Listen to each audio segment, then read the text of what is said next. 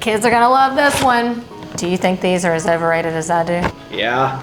But apparently everyone wants to know how to make Crumbl cookies. So I'm going to show you my copycat version of their OG milk chocolate chip cookie. The problem with my taste test I'm about to have is that they don't have the milk chocolate chip this week. They have the semi-sweet chocolate chip, but you'll get the idea. But first we should do a taste test. Okay, I am liking the flecks of salt on top of the semi-sweet. So let me break one open. Okay, here's what it looks like. I love for my chocolate chip cookies to be a little bit raw in the middle. It's a good chocolate chip cookie. I still don't understand the craze behind them. This is the monster cookie. It's not terribly moist. This is my problem every other time I've had them. Like, it makes me want to peel away all the outer edges and just eat the very center of the cookie. The sugar cookie usually is kind of moist in the middle. That I do like. Way too sweet. Who am I to judge though? We all know that I'm not a baker. Never claimed to be a baker, but I do know a good chocolate chip cookie. And we're gonna do that right now. We're gonna make the best copycat version of the Crumbl milk chocolate chip cookie. And when I do make these, you better believe I'm gonna bring them home in this box and tell my kids they're the real thing. As I was doing my research, I discovered that the ingredients contain all the usual suspects. There's really nothing crazy in this recipe. But just like any good cookie recipe, especially chocolate chip cookies, is you want to start by creaming the butter and the sugar. So I'm going in with 3 sticks of salted butter. I love a salty chocolate chip cookie. I'm gonna do 1 1/4 cups of brown sugar. I like that this recipe has more brown sugar than regular sugar. That definitely adds to the chewiness in a chocolate chip cookie. And then 1 cup of regular white sugar. Some of their cookies are upwards of 1,000 calories each. Not that this is a health show, but you know, they say a serving is 1/4 of a cookie. Try telling my kids that, okay? Okay, so you wanna cream this. This is where you just want to walk away, do something else, get your other ingredients measured, because you don't wanna rush this process. You wanna beat this until it's really light and fluffy, and then the color is like really creamy. And did I mention you have to make sure that butter is really soft, like room temperature softened. So leave it out the night before you make these. And also scrape down the sides occasionally. Okay, 3 minutes. You see how light and fluffy this is? That, my friends, is what you want in a chocolate chip cookie. You can see what it looked like before and after. I mean, like, after this point, you don't want to overmix. This is the only part you can and should overmix, is your butter and sugar. I'm gonna go ahead and have my dry ingredients measured out. This recipe has a lot of flour, because again, it's making a lot of dough. So I'm going 4 1/4 cups of flour. And then just like a tablespoon of cornstarch. It's just gonna kind of lighten up the flour a little bit. And then a teaspoon of baking powder and a teaspoon and a half of baking soda. I'm using 2 teaspoons of kosher salt. A little pepper got in there, I think. It'll be fine. It might be the secret ingredient. Give them a good whisk, because you want all that really evenly incorporated. Dried, ready to go. So into the wet, I'm gonna go in with my eggs and vanilla. You want your eggs to also be room temperature, just like your butter, anytime you're baking. Always remember that. And go the eggs. And then you just wanna mix at this point until everything is just incorporated. I'm going in with a lot of vanilla, 4 teaspoons. Now it is smelling like a chocolate chip cookie dough. Okay, all that's incorporated. Now I'm going in with the dry. I'm gonna kind of add this in gradually, but without over mixing the dough. Dadgummit. That is way too much to get rid of. I hate baking, but I do love chocolate chip cookies. Now, time for the chocolate chips. Now we do know they're milk chocolate chips, not semi-sweet. So that's what I'm doing. Theirs are on the larger side like this, not just your typical like tiny semi-sweet chocolate chip. I think we're on the right track. Okay, so we wanna make sure everything is mixed into here, and then we're gonna add our chocolate chips, and just wanna turn this on just for a second, just until they're incorporated. Maybe I should have secured the bowl, but that's all we needed anyway.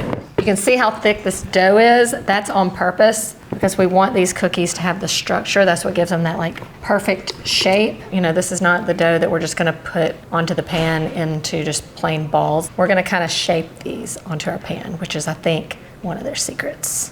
Okay. Woo! It's a workout. Okay, a lot of people suggested doing like 1/2 cup per cookie. I'm gonna see if that equals out. Okay, let me see what a half a cup looks like. 5.6 ounces. Let me see what one of their baked ones weighs. 5.5. A heaping half a cup, I think is good. So I'm just going to ball these up, but this is not how I'm going to bake them. That's a lot of cookie.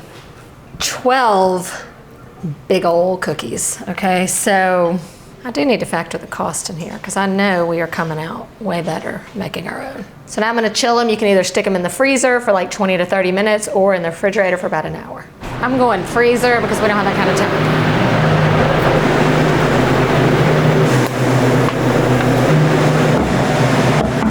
Everybody has the fear of getting locked in there though. Nice and chilled and ready to bake. I just thought of a reason why this is a good idea to make at home because these are so big and you could keep these balls of dough just in the freezer. You've got ready to bake Crumbl cookies anytime. Okay, but here's how we're gonna bake them off. If you notice, like the Crumbl cookies have those like the craggly top. Here's how you get that. Take the ball of dough and you split it in half. See the craggly tops? And then you put one half on top of the other half and kind of smoosh them together. I don't know if this is gonna work, but it makes sense. Now, because these are so big, you can't bake, a lot on a tray at one time. So like probably 3 or 4. Okay, so I'm going to bake these off at 375 degrees. The goal here is to cook the outside before the inside is cooked because I want the inside a little underbaked. Okay, should we have a stir off?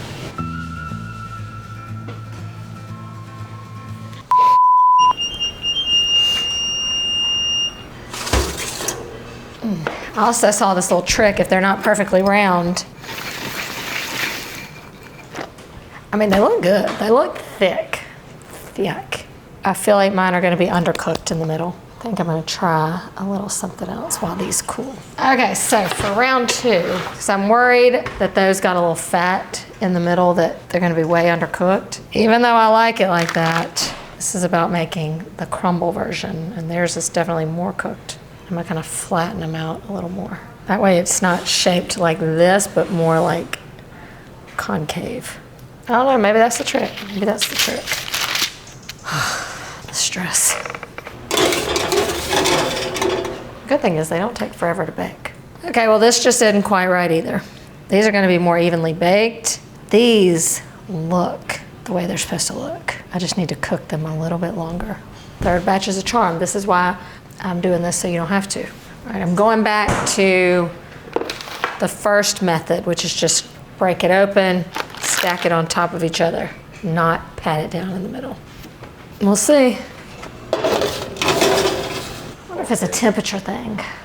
So here, like when they bake theirs, I mean, they are blonde. So you would think they'd be gooey on the inside, but it's color. That's color. These look good though. I mean, look. Look, this is better than any of the copycats I've seen. They're always too thin. We are kind of nailing it. Should we break one open? When you put them on the Crumbl box, you'd never know. Except that you might be like, wow, these look better than they normally do. Let's just break one open and see how it looks on the inside. The goal, unlike the OG, is that we want it to be moist and chewy on the inside. We definitely have a little more color on the bottom than their blonde version, which to me is more desirable, but you do you. Ready? I don't know. That looks good. Yeah. Should I compare it? Okay, here's the insides. Thickness and shape, we absolutely nailed it. I mean, you saw me weigh it, equals the same. The thickness is there. You can tell on the Crumbl cookie that it's like crumbly, more like crumbly inside. To me, that means it's more dry inside. You'll see that in mine, it's not all these dry crumbles, so that means it's more moist in the middle. Little milk chocolate ooze right there. Okay, but we know we're all here for taste. So let's see how we did. It is really soft. Tastes like a chocolate chip cookie in a good way.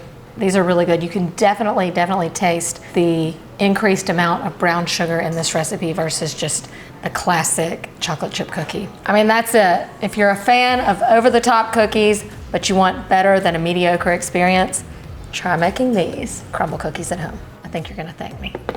They're gonna be better than Crumbl. I mean, I hate to say it. I know the idea was to make a copycat, but. Okay, wait, say it again. That is a Crumbl cookie, that's not a Crumbl cookie. Okay. Neither of them are a Crumbl cookie, the chocolate chips are different. These are better because they're less sweet. For the verdict, better or worse than a Crumbl cookie? Better. I felt that. Something hit my face. Let Nana take care of it. Thanks, Nana. You want a bite? Oh yeah.